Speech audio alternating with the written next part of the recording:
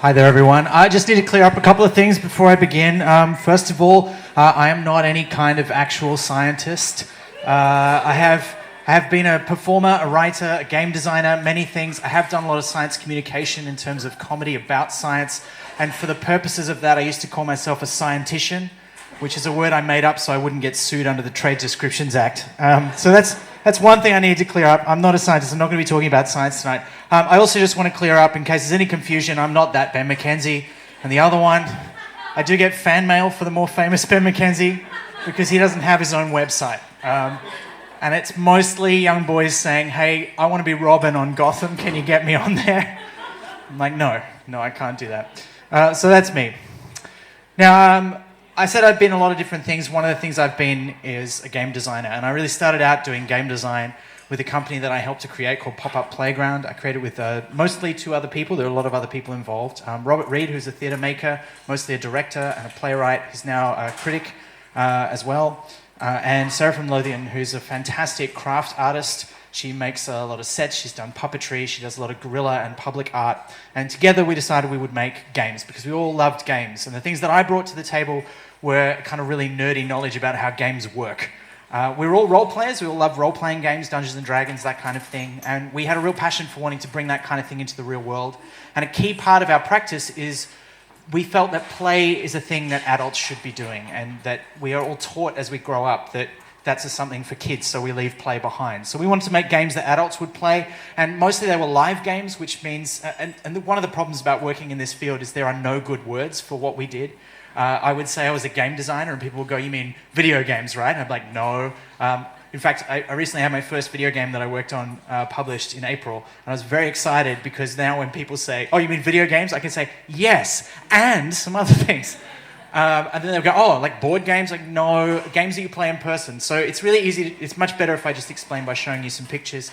We made games where you got chased by creepy clowns. We made games where you told ghost stories in the library. This was part of the very first White Night Festival in Melbourne. We were supposed to come back the next year. I'm not bitter that it didn't happen. And we made games where you were Vikings being picked by the Valkyries to see who would win in the battle. We made a choose-your-own-adventure version of Julius Caesar based on the Shakespeare play with the assistance of Bell Shakespeare that happened in the streets of Melbourne. People split up into teams. They supported Brutus or Caesar depending on their actions and the choices they made. There were 7 different endings that game could have. We ran it 4 times as a development season, and we had to invent a new ending on the fly because people never do what you expect in these things. It's just the truth of all game design, okay? But we were doing all of this and we thought, this is great. Like, we love doing these pop-up things. We love doing things out on the streets. We love getting into a theatre. But wouldn't it be great if we had a home, like somewhere we could call our own, if Pop-Up Playground didn't have to pop up all the time, but could have a permanent place? And we had a plan for this because while we were doing this, some other form of play got really popular. And I'm talking, of course, about escape rooms. Has anyone here, who's here has played an escape room? Anybody? Yeah, a few escape room fans in the... Of course, it's nerd night. What did I think would happen? Anyone here not know what an escape room is? Anybody? Yeah, okay, there are a few. Okay, so just to recap real quick. In an escape room, you go into a room and you are locked in and you cannot leave until you solve a series of puzzles, each more fiendish than the last. It's not... Look, that's basically what it is. And people are surprised that this is a thing. But it totally is a thing, right? It is a thing. And your typical escape room looks something like this. It's a room, it's decked out with some sort of theme. The most popular themes, if you ever read about this, the 2 most popular themes are detective and spy. I'm sick of detective and spy escape rooms. But you go in, it's got a whole bunch of props and stuff, and you look around the room for clues, all right? Sometimes you get given a starting point, sometimes you're not. But you go and you have a look around for clues. And in this room, for example, I would be, and I don't know this room, this is just a random picture of one I found on the internet, but I would suggest look for things that are printed backwards because there's a mirror in the room. There's a phone there. You're probably going to find a phone number that you need to call where you're going to speak to someone or hear a recorded message. There's a phonograph. Definitely look through those records. One of them is going to play and give you some interesting clues. And this is one of the things about traditional escape rooms is that they very much reward people who've played other escape rooms, right? There are standard kinds of puzzles that you find in them that you need to solve. And when I say you have to solve a puzzle and find clues, basically, usually, most of the time, what you are finding in an escape room is some sort of code, a sequence of numbers or letters that you then use to open one of these guys, right? And if you've ever played an escape room, you know that usually there are a lot of combination locks involved. And this is how the game progresses. It's a sequence. So you find the clues, you solve the first puzzle, you get a sequence, you use it to open a lock, you open a new section of the room or a new container, there's a new clue, you go on, you find the next one and the next one and the next one in sequence until you get out of the room. You are never, just to be clear, ever really locked in, okay?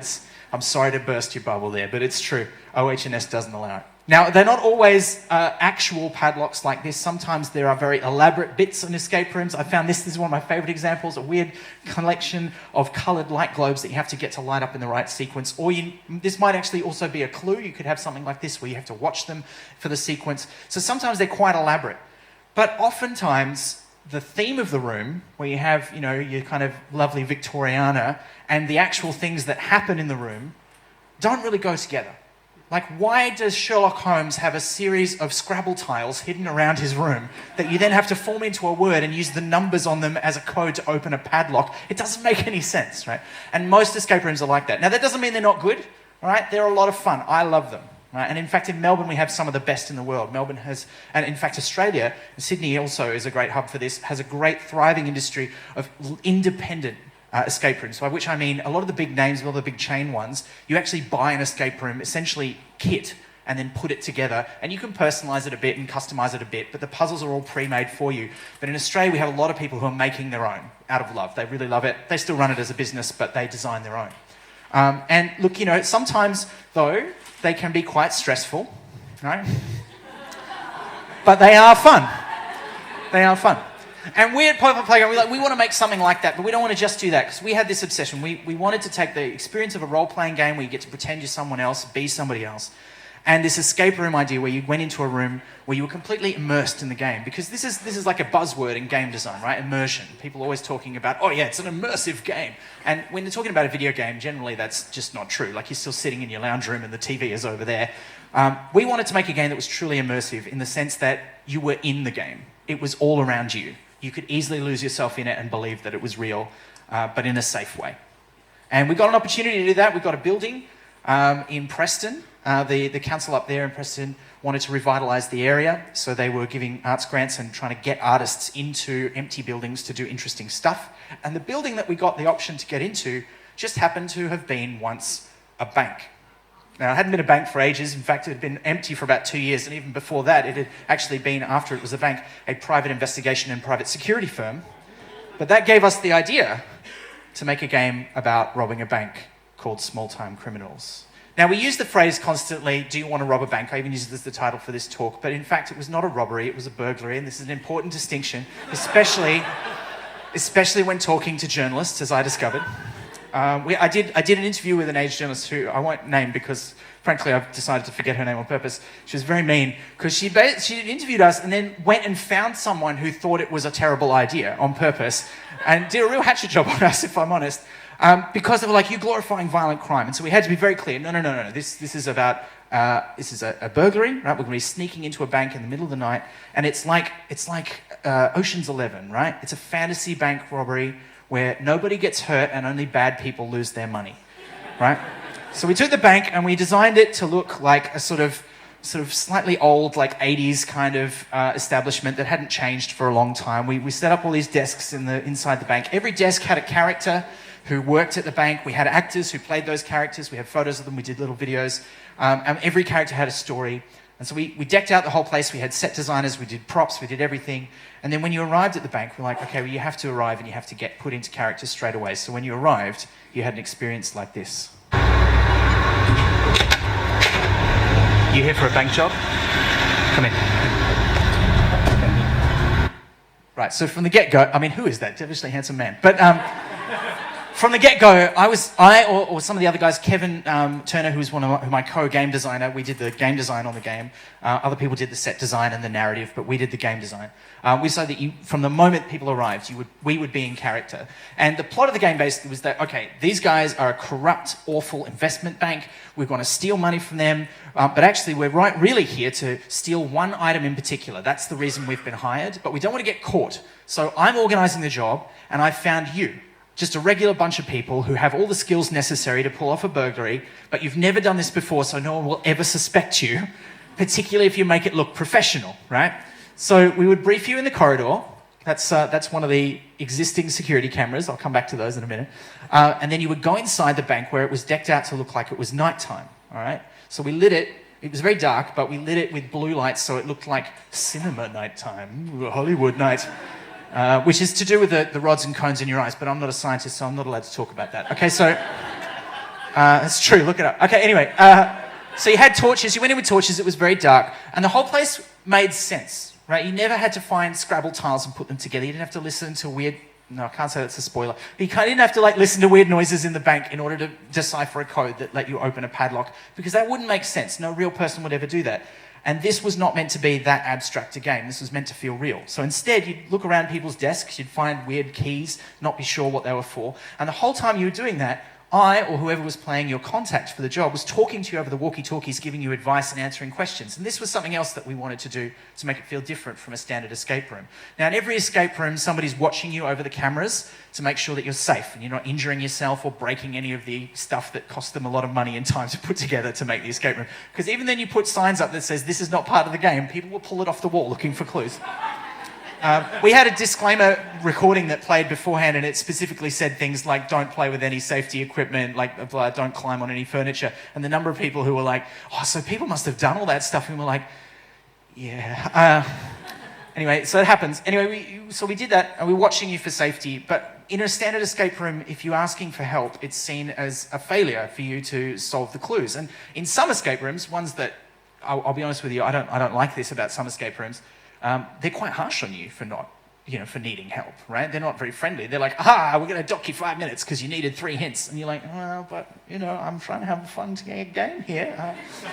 So we made it part of the game that you had to talk to the person on the walkie-talkie. And the interesting thing about that was that people who'd never played an escape room before were bang into that. They were like, yeah, I'll talk to our guy who's on the walkie-talkie and knows about crimes. I'll talk to that guy. And people who'd played escape rooms before were like, we're not talking to him, we don't need any hints, screw that guy. So what we did was he built a tutorial into the game.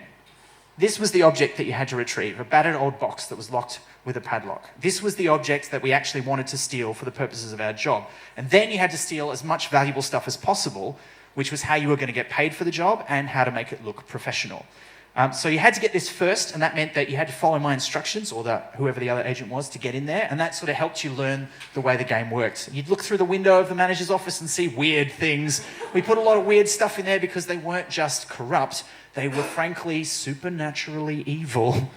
This was a statue to Dagon, if I remember rightly, so if there are any Lovecraft fans in the audience, you already know something's wrong.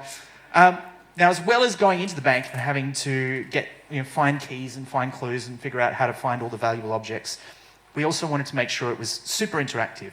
So we had 2 actors working the job. There was me, or whoever it was, being your agent, and then we had a security guard. And the security guard started upstairs because it was a 2-floor building, and then when they came downstairs, we instructed the players they had to hide in the manager's office so that they didn't get seen, which meant they usually got under a desk, right? And this is basically an excuse to get full-grown adults to play hide and seek. And it was brilliant. People said this was one of their favourite parts of the game, right? Because they hadn't done this since they were a kid. And also they were in a scenario where they didn't know the person looking for them, but they also knew, we're robbing a bank and this guy's a security guard, we could get in trouble. They know it's not real, but in the moment, they acted like it was real. And people loved this, right? They said, yeah, my heart was racing. I thought I was going to die. I was like, well, you weren't really? No, in a good way. Okay, good. We only ever had to fill out 3 forms for accidents. We were pretty lucky.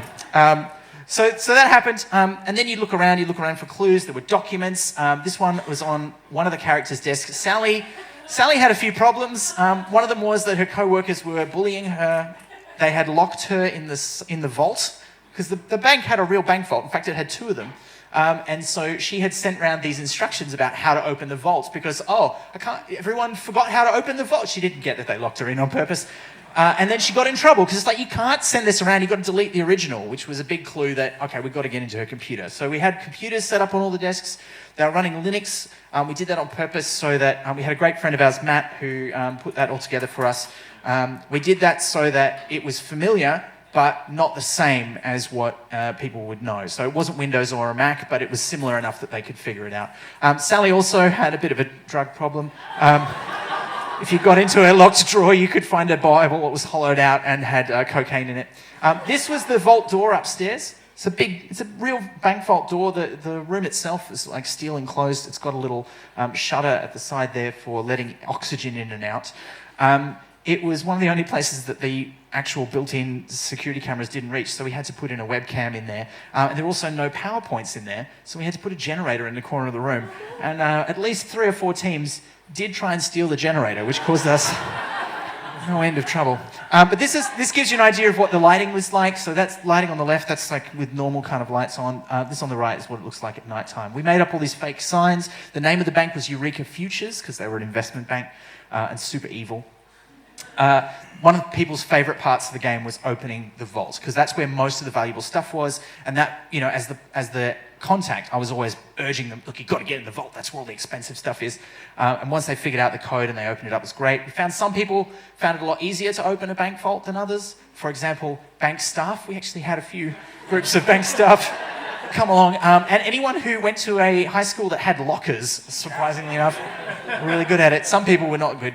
When you open it up, one of the best things we ever put in the game, lasers. That's not a great photo. It's really hard to take photos of a game that's completely in the dark.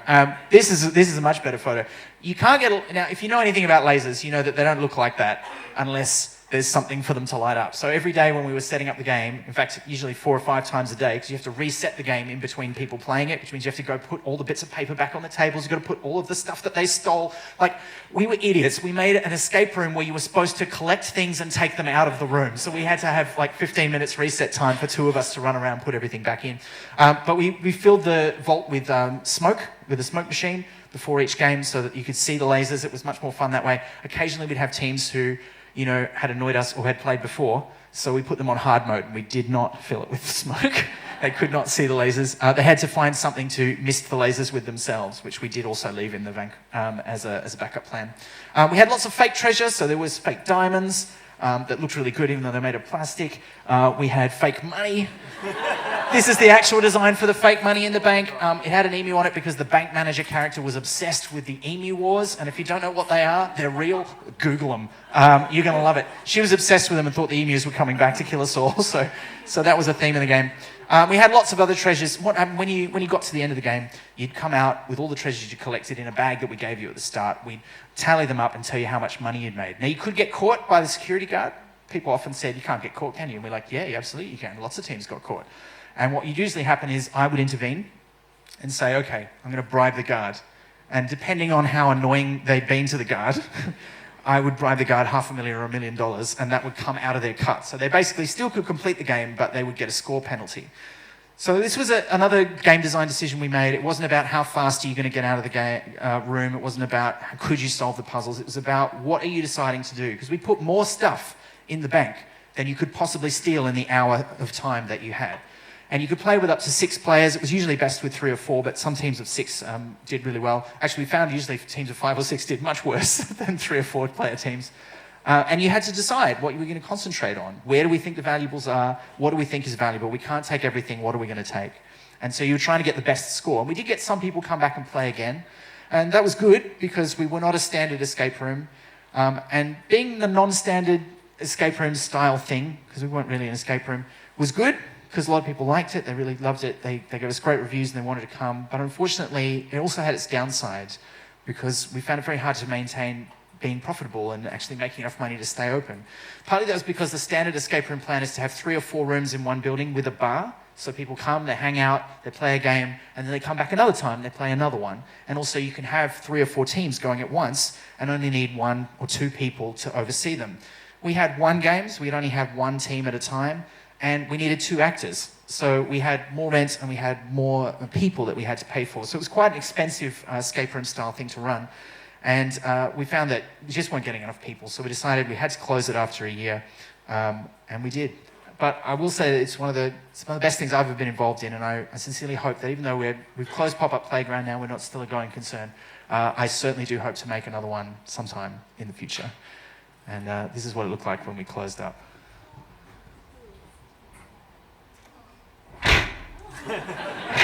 I'm still in the vault to this day.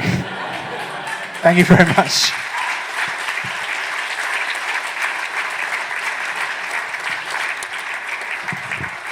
Thank you very much, Ben. Interesting to see what goes on behind the scenes in the escape room. We'll take a few questions. Got questions? Yep. Wade? Did it? Well, we did not revitalize Preston on our own. Although, if you go and find that building now, it's now a very fancy-looking restaurant. They must have knocked out a whole bunch of walls.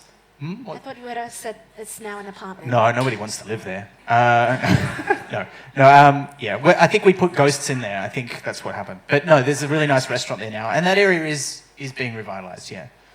Okay. Another question? Other questions? Yep. How do we change the difficulty? Oh, how do we decide how difficult to make it? Yeah, we did playtesting. So with all game design, you've got to playtest. So you come up with an idea of how it works and you get players in. We did that. We didn't have a lot of time to playtest it because we only had like a month in the space. It was a really hard thing to playtest outside of the actual building. But we did. We ran about 3 or 4 playtests and figured out how hard it should be. We erred on the side of making it easier because the point of the game was not to make it super difficult. The point of the game was to make it super fun. So we made sure that there were some things that were very easy to find and some things that were very hard. And like I said, there were way too many things to find in an hour. So it was all about, do you try and spend time getting the thing that's obviously hard to get, which is probably worth a lot of money, and in most cases was, or do we steal heaps of the stuff that's really easy to find, which will be worth less money, but we can do more of it. So there were a whole bunch of levels of difficulty in terms of the puzzles and pathways that you could go through in the bank. Yeah. Throw them a few bones. Yeah. Keep it interesting. Yep. Any other questions? Right at the back. Hi, I got the privilege of going through it. It was fantastic. Oh, thank you. Thank you very much. I really enjoyed that you were able to learn about characters that were working in the bank, and that was definitely something that was really unique. But real question, what D&D character do you play? What D&D character do I play? All of them. I'm the dungeon master. Of course. That means I run the game. But in the actual game that I'm playing, I play a bard. Yeah, that's right. A performer playing a bard. Okay, for all the non-D&D players in the room, I'm so sorry. Okay. Another question? Yeah. Did you ask a question already? We'll come back to you. All right. I'll take one here. What is your favorite escape room in Melbourne, and why? I hate when people ask this question. My favourite one's not actually an escape room. My favourite one that I've done in Melbourne is Deep Space in Brunswick. Yes, I've done that too. It's not really an escape room. Like Small Time Criminals, it's a similar kind of experience. You wake up in a spaceship, you've been woken up by the computer, and you've got to figure out what's going on because you've been woken up early. And like Small Time Criminals, it could have multiple different endings depending on what you choose to do. I love that, and the guys who made it have also made another sort of Zelda-y kind of game that has multiple chapters, and chapters 1 and 2 of that are open. That's probably my favourite. But I also, in terms of standard escape rooms, Escape Room Melbourne's rooms are great, Trapped rooms are great, and the mystery rooms in Fitzroy, I think, is where they are. They'd be my top 3 picks in Melbourne, yeah. Check them out. Yep. Right up the front. Yeah.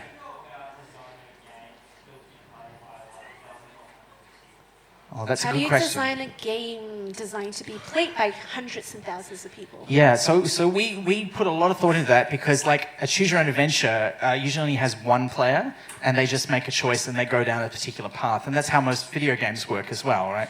It's a branching narrative is the technical term. We had a branching narrative, but we had to account for the fact that we would have 2 groups of players, so we split them off. They had to get into groups. And then the groups had to stick together. So they could split up at the start, but that meant we had 2 groups making choices, and we had to track the choices of 2 groups through the game. We were lucky in that we didn't have to try and program a computer to do it. I did it in a room with Jess, who was one of our other game designers on that one. And we got feedback from the people running the game on the ground, and we were making notes as we went, going, okay, so they did really well at this, these guys did well at that, okay, we think it's heading towards this. So basically it was like a choose your own adventure, but with 2 branches and 2 human brains looking at the choices made and combining them and going, all right, that probably means this ending. But as I say, even with 7 different endings over 4 different iterations, we had to make up a new one on the fly. It annoyed the actors no end, I can tell you. We'll take one last question. Was there one up here before? Yep. If money was no object, what would you have liked to add into that game in terms of making it more realistic? Wow. What would you have done to small-time criminals if you had all the resource in the world?